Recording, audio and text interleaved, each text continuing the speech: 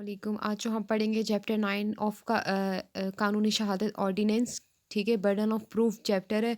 Article 117 से 129 तक है। सबसे पहले आर्टिकल 117 देख लेते हैं कि बर्डन ऑफ प्रूफ क्या है। कि whoever desire any court to give any judgment. ठीक है, अपना बेरा खोल लें, आपको तब डिटेल से समझ आएगी कि whoever desire any court to give judgment as to any legal rights और liabilities dependent on the existence of fact when he assert must prove that those facts exist. whoever desire, कोई शख्स ये चाहता है कि court ऐसा कोई फैसला करे किसी लीगल राइट्स के तहत या उसकी लाइबिलिटीज़ जो कि किसी फैक्ट के एग्जिस्ट करने पर वो बता रहा हो। ठीक है, जब कोर्ट को वो चाहता है कि वो ऐसा फैसला करे तो वो उस फैक्ट को प्रूफ करेगा, उन वाक़यात को वो प्रूफ करेगा। ठीक है, फिर सेकंड में कहता है when a person is bound to prove the existence of any fact it is said that burden of proof lies on that person. जब एक शख्स पाबंद हो जाए कि वो उस हकीकत को, उस फैक्ट को बयान करेगा, तो बर्डन ऑफ प्रूफ ऐसा कहा जाएगा कि बर्डन ऑफ प्रूफ उस पर्सन के ऊपर आ गया है। जैसे इसकी एक इलस्ट्रेशन देख लेते हैं। ए कहता है A desire a court to give judgment that B shall be punished for a crime which A says B has committed. A चाहता है कि कोर्ट ऐसा फैसला करे कि बी ने ये जो क्राइम है वो कमिट किया हुआ है। तो फिर यहाँ पर बर्डन ऑफ प्रूफ ए के ऊपर आ जाएगा कि वो प्रूफ करे कि उसने बी ने ये क्राइम कमिट किया था। आर्टिकल 118 पे आ जाते हैं। 118 on whom burden of proof lies। इसमें कहते हैं the burden of proof in a suit or proceeding lies on that person who would fail if no evidence at all were given on other side। कहते हैं burden of proof जो है किसी भी मुकदमे में या किसी भी कार्रवाई में उस पर्सन के ऊपर होगा, उस पर्सन के ऊपर होगा जहाँ पर दूसरे जो फरीकेन है वो भी शहादत गुजारने से नाकाम हो जाए। जैसे इसकी इलस्ट्रेशन देख लेते हैं। यानी इसका मतलब ये है कि जो हक जितला रहा है बर्डन ऑफ प्रूफ उस पर होगा कि वो उसको शो करे।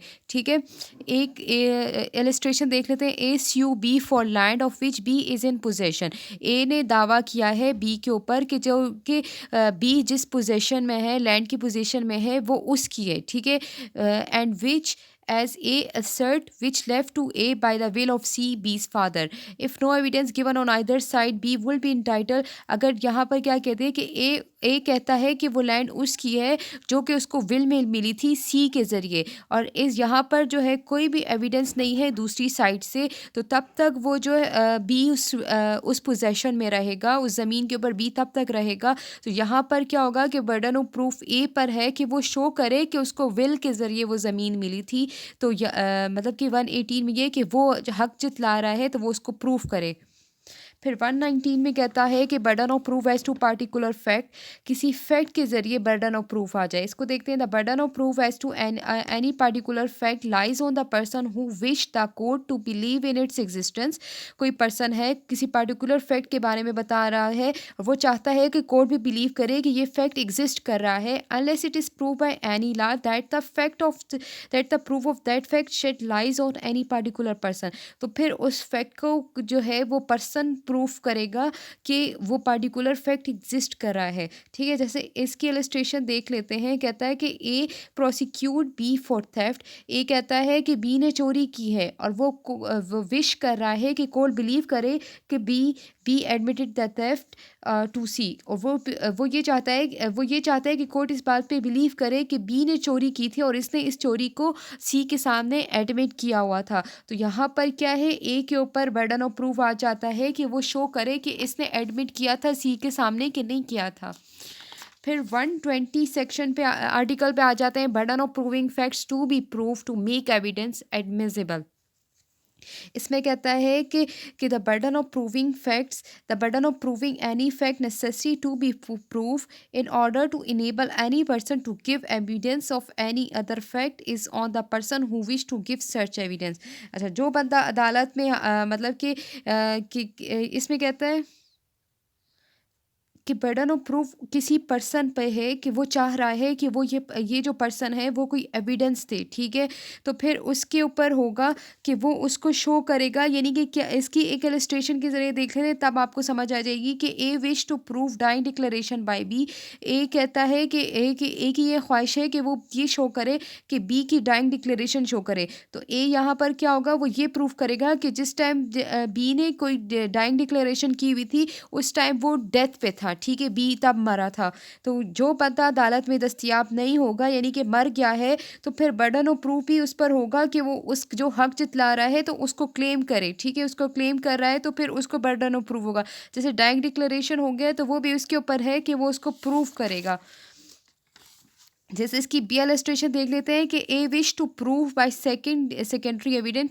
ए ये विश करता है कि जो सेकेंडरी एविडेंस वो कोर्ट में ला रहा है और कोर्ट इस बात पे बिलीव करे कि जो डॉक्यूमेंट्स थे वो लॉस्ट हो गए। तो यहाँ पर वो ए क्या करेगा, वो शो करेगा कोर्ट में कि जो डॉक्यूमेंट थे वो लॉस्ट हो गए। तो यानी कि बर्डन ऑफ प्रूफ उस पे है कि वो किस रीज़न से सेकेंडरी एविडेंस ला रहा है। तो वो इस चीज़ को प्रूव करेगा कि वो लॉस्ट डॉक्यूमेंट जो थे वो लॉस्ट हो चुके हैं। फिर 121 आर्टिकल पे आ जाते हैं। Burden of proof that case of accused come with in exceptions, जो कि एक्सेप्शंस की कुछ सेक्शन है पाकिस्तान पीनल कोड के अंदर विद इन, जो कि स्पेशल एक्सेप्शंस आ जाती हैं कुछ लोगों के लिए, जैसे पागल है या माइनर है, अगर उन्होंने कोई ऑफेंस वगैरह किया है तो उनको उन सेक्शंस के अंदर देखा जाएगा। तो इसमें कहता है कि कोई एक्यूज है, किसी ने कोई जुर्म किया है और वो अपने आप को किसी एक्सेप्शंस वाले चैप्टर में डाल रहा है, तो फिर जो अपने आप को एक्सेप्शन वाले चैप्टर में डाल रहा है तो बर्डन ऑफ प्रूफ उस पर है कि वो उसको शो करे। इसके इलस्ट्रेशन देखते हैं कि ए अक्यूज्ड ऑफ मर्डर, ए के ऊपर ए ने एक मर्डर किया हुआ है और वो जो है उसके ऊपर इल्ज़ाम है मर्डर का, और वो इस टाइम ये कह रहा है कि जिस टाइम उसने मर्डर किया है वो अनसाउंड माइंड था, ठीक है, यानी कि वो अनसाउंड माइंड था, बालिग नहीं था, ठीक है, he did not know the nature of the act, और वो उसको एक्ट का पता नहीं था। तो फिर बर्डन ऑफ प्रूफ उस पर है कि वो शो करे कि वो उस टाइम अनसाउंड माइंड था या पागल था, जो भी था, ठीक है, वो उसको शो करे,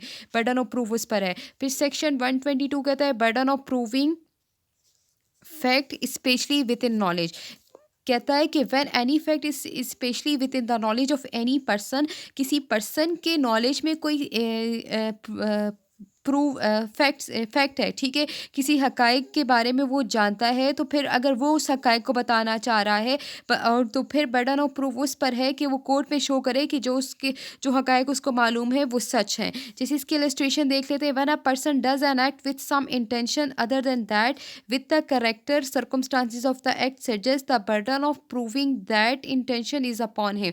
जैसे अगर उस पर्सन की कोई इंटेंशन, किसी कोई काम किया हुआ है, वो उसके करेक्टर या सर्कमस्टांसिस से रिलेटेड नहीं था, तो फिर वो वहाँ पर अपने बर्डन ऑफ प्रूफ उस पर है कि वो अपनी अटेंशन वहाँ पर इंटेंशन शो करे।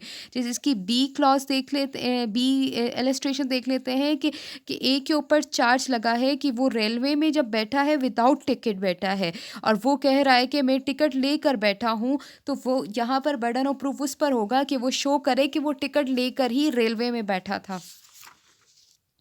फिर section 123 burden of proving death of person known to have been alive within 30 years के, बट यहाँ पर क्या है कि सब्जेक्टेड टू आर्टिकल 124, यानी कि आर्टिकल 124 के तहत उसको भी यहाँ पे इसके साथ ही लेकर चलना है, ठीक है।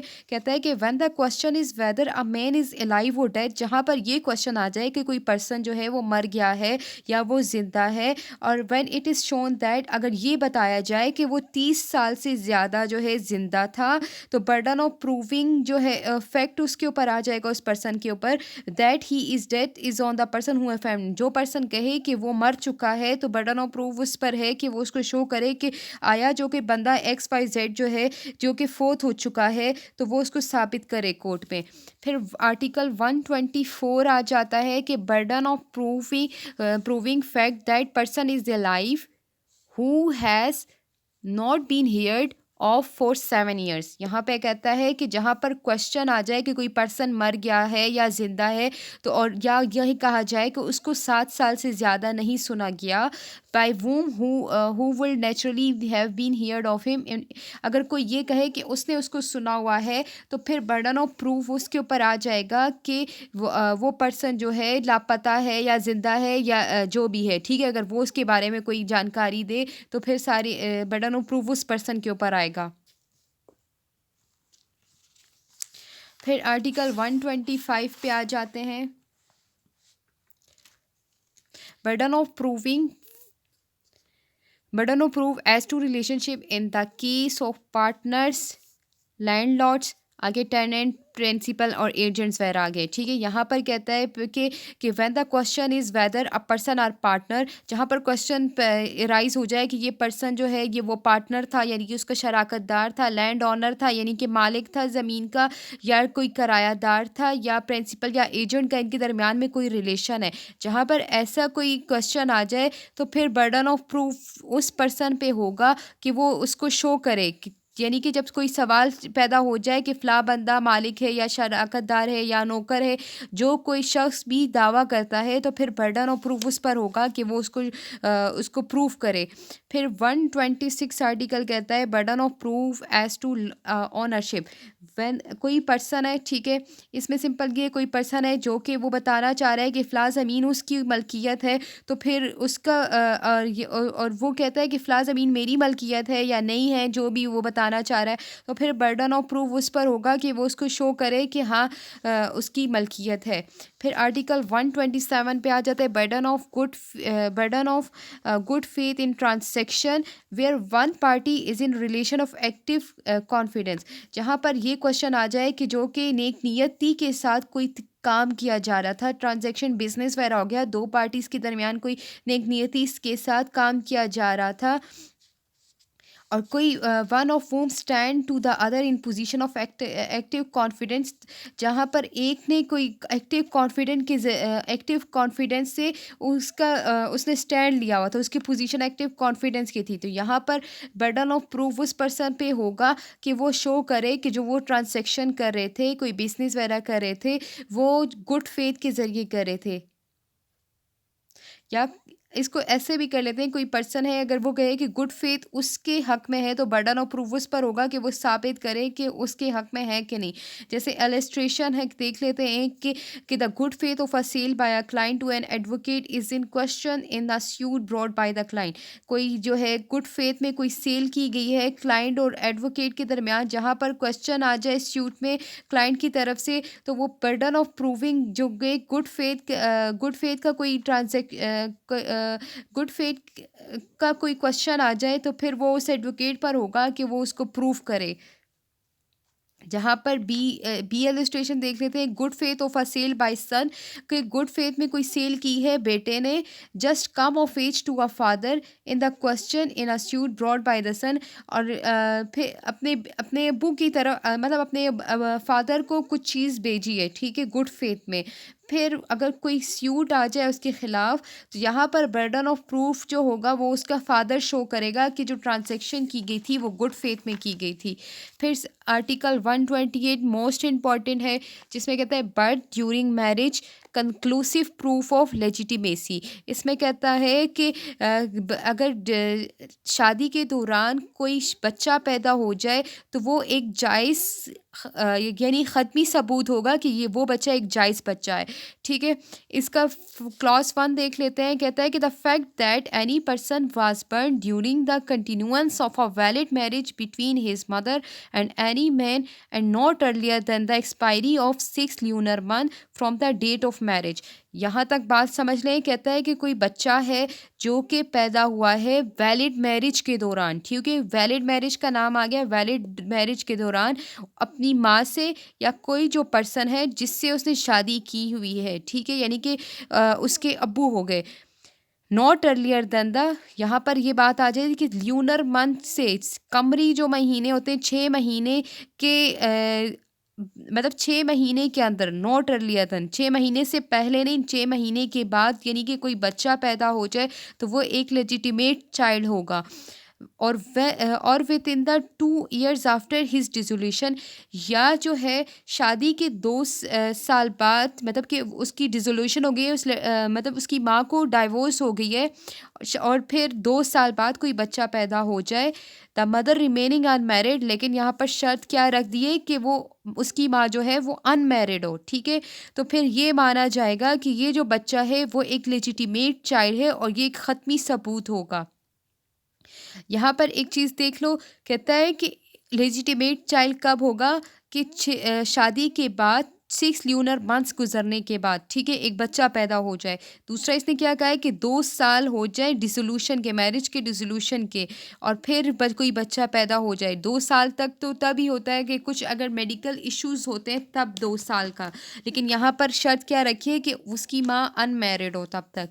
फिर इसकी अनलेस, लेकिन कुछ एक्सेप्शंस दी हुई है कि द हस्बैंड हैज़ रिफ्यूज्ड और refuses to own the child, जहाँ पर उसका हस्बैंड जो है इनकार कर चुका हो या इनकारी हो कि ये बच्चा उसका नहीं है, ठीक है। देखो मतलब उसके अबू, उसके जो हस्बैंड होंगे उस औरत के, उसको पता होगा ना कि ये बच्चा उसका है कि नहीं है, ठीक है। बी कहता है कि the child was born after the expiry of 6 lunar month from the date on which the married had accepted that the period of iddat had come to an end, जहाँ पर यानी कि वो बच्चा कोई पैदा हो जाए 6 ल्यूनर मंथ के बाद, जिसमें ये क्या कह रहा है कि वो औरत जो है वो अनाउंस कर दे कि उसके पीरियड ऑफ इद्दत गुजर गई है। यानी कि पीरियड ऑफ इद्दत अगर मैरिज में खुला के ज़रिए हो या डाइवोर्स के ज़रिए हो तो 3 मंथ्स जो है इद्दत होती है। अगर फिर उसका अगर जब हस्बैंड मर जाए तो वो 4 मंथ 10 डेज़ की होती है। और जहाँ पर अगर वो अनाउंस कर दे कि उसके पीरियड ऑफ इद्दत गुजर गई है, यानी कि वो फ़ारग हो गई है, ठीक है, उस चीज़ से। तो अगर फिर उसके बाद कोई बच्चा पैदा हो जाए तो वो क्या होगा, यानी कि वो भी इलेजिटिमेट होगा, यानी कि वो उसका जो हस्बैंड था उसका नहीं होगा, ठीक है। सेक्शन इसकी सेकंड पॉइंट कहता है nothing contain in clause 1 shall apply to the non Muslim if it is consistent with his faith. कहता है कि जैसे नॉन मुस्लिम के ऊपर ये सेक्शन लागू नहीं की जाएगी। फिर आर्टिकल 129 लास्ट आर्टिकल है, उसको देख लेते हैं। कोर्ट में presume existence of certain facts, जहाँ पर अदालत बास हक़ाइक़ की मौजूदगी का क़यास करे, यानी कि ख़ुद प्रिजम्पशन करे, ठीक है। कहता है कि कुछ फैक्ट्स को देखकर कोर्ट खुद भी मतलब कि कोर्ट खुद भी प्रिजम्पशन कर सकती है। किस चीज़ को देख सकता है कि कुछ चीज़ उसके सामने हैपन हो जाए, ठीक है, या regarding being head to the common course of natural event and human conduct, ठीक है, नेचुरल कोई इवेंट हो जाए उसके सामने, या इंसानी तर्ज अमल को देखकर, या पब्लिक या प्राइवेट बिजनेस को देखकर और उनके दरमियान का रिलेशन को देखकर अगर कोर्ट खुद भी कुछ प्रिजम्पशंस कर सकती है। जैसे इसकी एक इलस्ट्रेशन देख लेते हैं कि द कोर्ट प्रिज्यूम कर सकती है कि कोई पर्सन है जिसके पास एक स्टोलन प्रॉपर्टी है, ठीक है, या कोई पर्सन है जो कि एक चोर माना गया है, चोर के नाम से जाना जाता है कि एक बहुत बड़ा चोर है, ठीक है, और उसके पास से कुछ स्टोलन चीज़ें कोई रिसीव हो जाए तो कोर्ट उस पे ये प्रिजम्पशन कर सकती है कि ये जो चीज़ थी ये इस पर्सन ने चोरी की है। तो उम्मीद है आपको ये लेक्चर समझ में आ गया होगा। प्लीज़ मेरा चैनल लाजमी सब्सक्राइब करें, मुझे फीडबैक लाजमी दें। Thank you so much.